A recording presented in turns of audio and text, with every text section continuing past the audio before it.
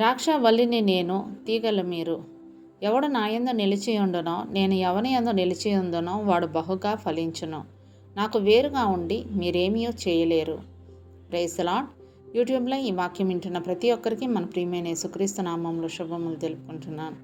నా ప్రియ సహోదరి సహోదరులారా, ఈరోజు మనం ధ్యానించిపోయే అంశము నాకు వేరుగా ఉండి. ఈ అంశం కొద్దిసేపు ధ్యానించమని దేవుడు నన్ను ప్రేరేపించారు. అయితే వాక్యం మీ దాకా చేరిందంటే దేవుడు మీరు ఈ వాక్యం వినాలని కోరుకుంటున్నాడు కనుక ఎక్కడా స్కిప్ చేయకుండా పూర్తిగా వినండి. వాక్యం కనుక మీకు నచ్చినట్లయితే మీ వంతు పనిగా నలుగురికి షేర్ చేయండి, లైక్ చేయండి, సబ్స్క్రైబ్ చేయండి, కామెంట్ చేయండి. మీ కామెంట్స్ నేను చదువుతాను. అందరం కలిసి దేవుని రాజ్య వ్యాప్తి కోసం కష్టపడదాం. సమస్త మహిమ దేవునికే కలుగునుగాక. ఆమేన్. ఇక వాక్యంలోకి వెళ్ళిపోదాం. యోహాను సువార్త 15వ అధ్యాయం 5వ వచనం మనం గమనించినట్లయితే, ద్రాక్షవల్లిని నేను, తీగలు మీరు. ఎవడు నా యందు నిలిచియుండునో, నేను ఎవని యందు నిలిచియుందునో వాడు బహుగా ఫలించును. నాకు వేరుగా ఉండి మీరేమీ చేయలేరు అంటూ లేఖనం సెలవిస్తుంది. ఈ భూమి మీద మనిషి పుట్టినప్పుడు ఒంటరిగానే పుడతాడు, చనిపోయేటప్పుడు ఒంటరిగానే చనిపోతాడు. మనిషి పుట్టిన తర్వాత ఏర్పడే బంధాలు ఏవీ శాశ్వతం కావు. మనం ఏర్పరచుకున్న బంధాలన్నీ దేవుని నుండి మనల్ని దూరం చేస్తాయి. పెరిగే కొద్దీ ఆ బంధాలన్నీ దూరం అయిపోయి కాలక్రమంలో మళ్ళీ ఒంటరితనం మొదలవుతుంది. మనం ఒంటరిగా ఉన్నప్పుడు దేవుడు మనకు దగ్గర అవ్వాలని చూస్తాడు.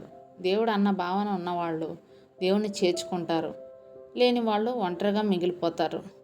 ఈ లోకంలో ఉన్న బంధాలైన తల్లిదండ్రులు, అన్నదమ్ములు, అక్క చెల్లెళ్ళు, భార్య భర్త, బిడ్డలు, బంధువులు ఎవరు సంతోషంగా ఉండలేరు. ఒకవేళ ఉన్నా అది తాత్కాలికమే. ఈ బంధాలను మనం ఎంత ప్రేమించినా వాళ్ళు మనల్ని ఎంత ప్రేమిస్తారన్న గ్యారంటీ ఏమీ లేదు.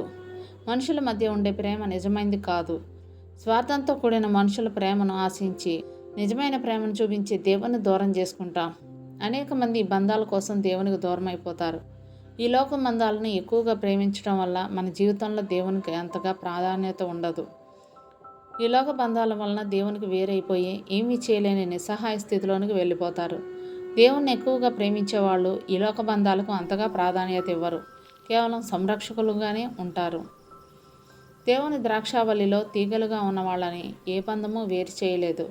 మనం దేవునిలో నిలిచి ఉంటే, మనలో దేవుడు నిలిచి ఉంటే సమృద్ధిగా ఫలిస్తాము.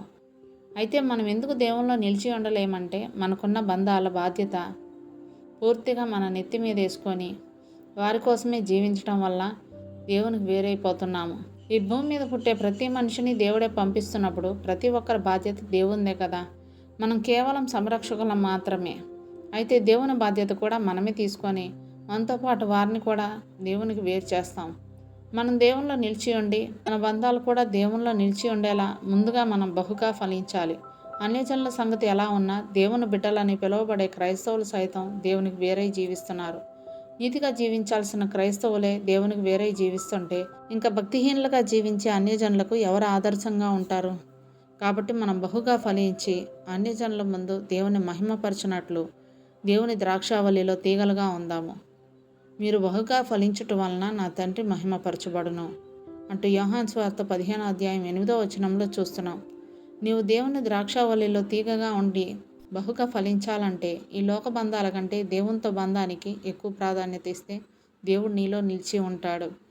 ఒకవేళ నీ జీవితం దేవునికి వేరుగా ఉంటే నేడే ఆయన నీ హృదయంలోనికి ఆహ్వానించు. మళ్ళీ నెక్స్ట్ వీడియోలో మనం కలుసుకుందాం. అప్పటి వరకు మన దేవుని ప్రేమ, రక్షకుడైన యేసుక్రీస్తు కృప, పరిశుద్ధాత్మ సహవాసం ఇప్పుడు ఎల్లప్పుడూ మీకును మీ కుటుంబానికి తోడైండును గాక. ఆమేన్.